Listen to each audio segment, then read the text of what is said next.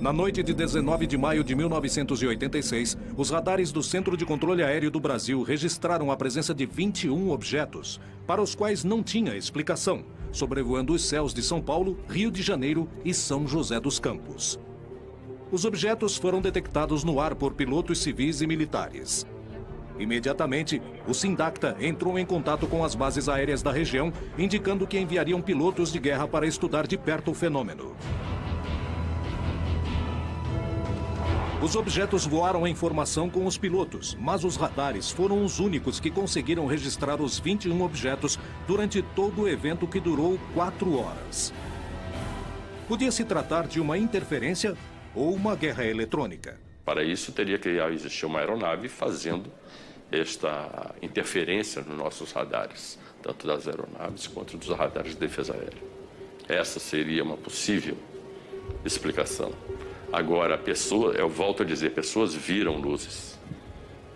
Aí eu não tenho explicação para isso. No dia seguinte, o alto comando da Força Aérea deu uma coletiva à imprensa contando o que tinha acontecido. Otávio Júlio Moreira Lima convocou a mídia nacional para divulgar os fatos. E o pronunciamento oficial, não só do ministro, mas de outros militares presentes, confirmou que se tratavam, na verdade, de 21 objetos. Extraoficialmente, nós tomamos conhecimento que alguns desses eram realmente gigantescos.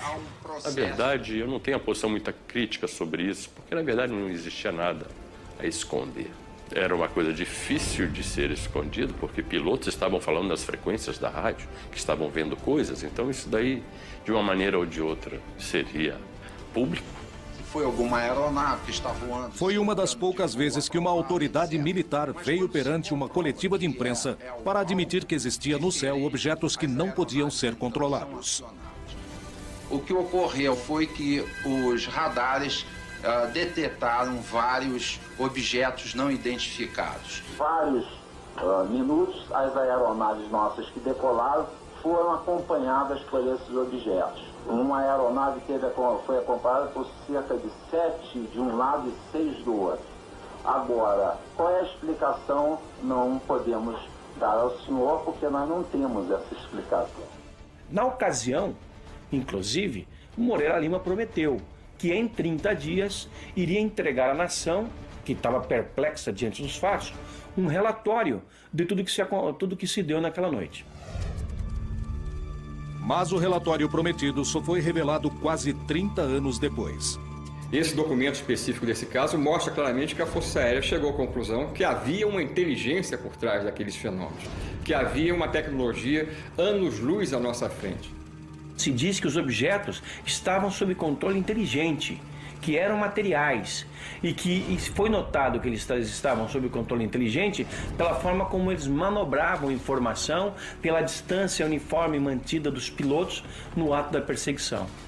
Esse relatório ele só não diz que os objetos são extraterrestres, mas só faltava isso.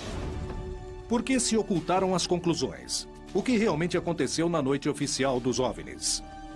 Só podemos concluir que o Brasil foi invadido, entre aspas, evidentemente, por forças extraplanetárias. Eles eram objetos voadores, tripulados ou não, mas possuidores de uma tecnologia muitas vezes superior à nossa. Muito pior era a gente não ter condições de dizer como nos defendermos deles, caso eles tenham uma atitude agressiva. Foi uma invasão pacífica. A noite oficial dos OVNIs continua cheia de mistérios. Porém, mesmo com dúvidas, uma coisa ficou clara.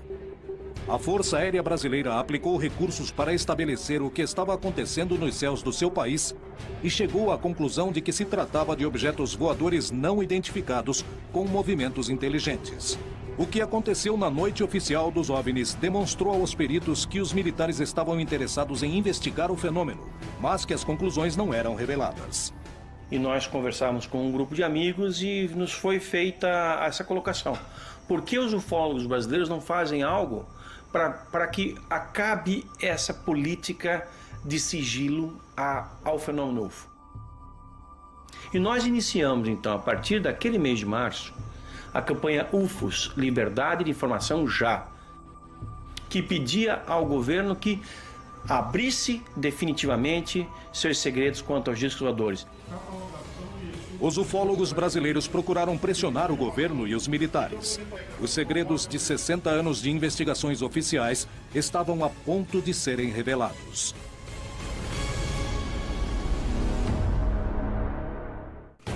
O desenvolvimento da tecnologia militar ocorreu no mais absoluto segredo, igual a muitas das investigações oficiais sobre os fenômenos OVNI. Qual é a relação entre ambos? Os primeiros que falaram da presença de objetos voadores não identificados nos espaços aéreos foram os pilotos que combatiam na Segunda Guerra Mundial. Até o ano de 54, só a Inglaterra tinha reportado 10 mil avistamentos de UFOs. A menos que um OVNI apareça no sul da Califórnia. Que seja lá e que todo mundo veja, fotografe e o presidente tenha que dizer: certo, fomos visitados. Mas até isso acontecer, eles farão de tudo para encobrir. Como estão fazendo até hoje? Há uma boa razão e certamente não queremos revelar os segredos da defesa nacional. Com certeza há boas razões baseadas em fatos para não revelarem os segredos. Decididos a conhecer a verdade e baseando-se no testemunho de militares que tinham investigado os casos, os ufólogos do Brasil começaram uma campanha para ter acesso à informação oficial. Esse é um fenômeno legítimo e passível de uma investigação apropriada por parte da comunidade ufológica civil e também com participação militar. A campanha começou a juntar assinaturas em toda a população e teve uma ampla difusão nos meios de comunicação massivos. A Força Aérea Brasileira começou a ceder ante a pressão pública. E a estratégia era: vamos selecionar, escolher 3 casos da ufologia brasileira que sejam suficientemente contundentes e que tenham informação comprovada da participação do Exército, da Marinha ou da Aeronáutica em algum processo. Porque nós temos informações e documentos, já vazados em outras circunstâncias, que comprovam o envolvimento militar nessas 3 ocorrências. E as nossas ideias iniciais era pedir, inicialmente, a liberação dos documentos oficiais da Noite Oficial dos UFOs, da Operação Prato, e depois nós também colocamos dentro dessa campanha o caso Varginha. Eu recebi no meu escritório uma ligação de um porta-voz da Aeronáutica convidando o grupo que estava por trás dessa campanha, que era a Comissão Brasileira de Ufólogos, para ir a Brasília para ver os documentos que nós então solicitávamos. Nós então pudemos ver uma quantidade vasta de documentos. Eram várias pilhas, eram milhares de páginas e muitas fotografias que nos foram mostradas pelos militares. E lá nós tivemos em mãos alguns desses documentos que nós solicitávamos. Porém, não nos deixaram fazer cópia de nada, anotar nada, nem fazer fotografia de nada. Nós pudemos entrar ali exclusivamente com a roupa do corpo e sair dessa maneira. Eles disseram que só possuíam aquilo. Nós sabíamos que havia mais. Os ufólogos não ficaram satisfeitos com essa primeira reunião e saíram sem material, mas com a promessa de que todos os documentos existentes seriam revelados. Mas passaram-se anos para que os arquivos não fossem mais confidenciais.